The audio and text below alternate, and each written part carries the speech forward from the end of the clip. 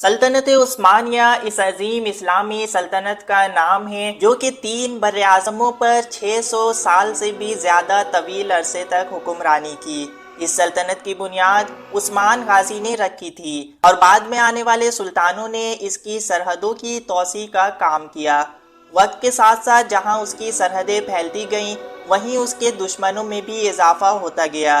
جہاں کئی جنگوں میں فتوحات کی وجہ سے سلطنت تیزی سے آگے بڑھ رہی تھی، وہیں بہت سے سلطانوں کی نااہلی اور عیاشیوں کی وجہ سے سلطنت تیزی سے زوال کا شکار ہونے لگی، جس کا مغربی طاقتوں نے بھرپور فائدہ اٹھایا۔ ناظرین، جب سلطنت عثمانیہ آخری ادوار میں تھی تو سلطنت کو پے در پے کئی شکستوں کا سامنا کرنا پڑا، جس کے بعد سلطنت عثمانیہ اور مغربی طاقتوں کے درمیان 3 بڑے معاہدے طے پائے، جن کی وجہ سے سلطنت عثمانیہ کا وجود اس ہستی سے مٹ گیا۔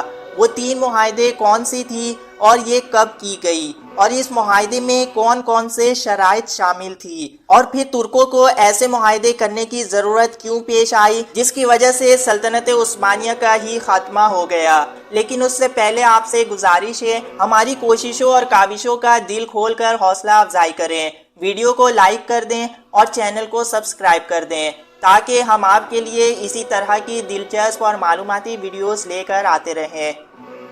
نمبر 1، معاہدہ پیرس۔ 30 مارچ 1856 میں روس اور اتحادیوں کے درمیان ایک امن معاہدہ طے پایا۔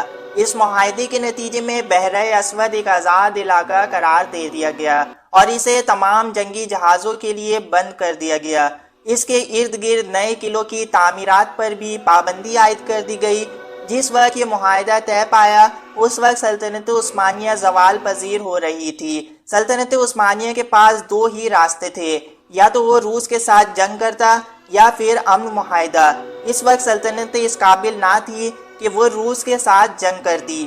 اس معاہدے کی وجہ سے سلطنت عثمانیہ اپنا اہم علاقہ کھو دیا، جس کی وجہ سے سلطنت عثمانیہ کو ناقابل تلافی نقصانات کا سامنا کرنا پڑا۔ نمبر 2، معاہدہ سیوری۔ 10 اگست 1920 میں سلطنت عثمانیہ اور جنگ عظیم اول کی فاتح قوتوں کے درمیان ایک امن معاہدہ طے پایا۔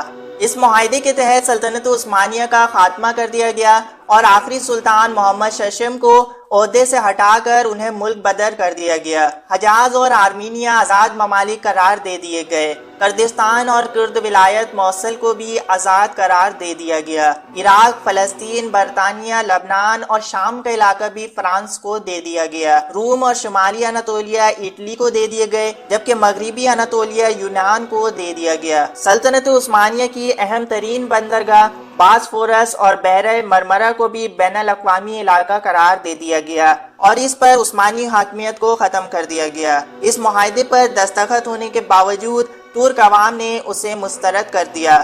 مصطفی کمال اتاتürk ترک کی قیادت میں ترک آزادی تحریک کا آغاز کیا گیا، جس میں پوری قوم یکجا ہو کر مصطفی کمال اتاتürk کا ساتھ دیا اور معاہدہ سیوری کو ناکام بنا دیا۔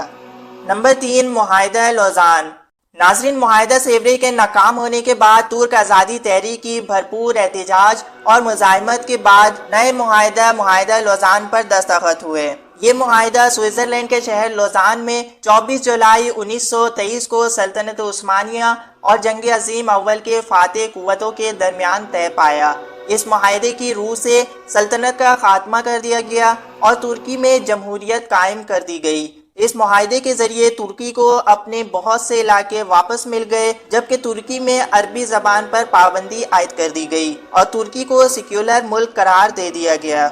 ناظرین و کرام، اگر آپ معاہدہ سیوری کے بارے میں تفصیلی ویڈیو دیکھنا چاہتے ہیں تو ہمارے چینل پر پہلے ہی اپلوڈ کی جا چکی ہے، آپ وہاں سے اسے ملاحظہ کر سکتے ہیں۔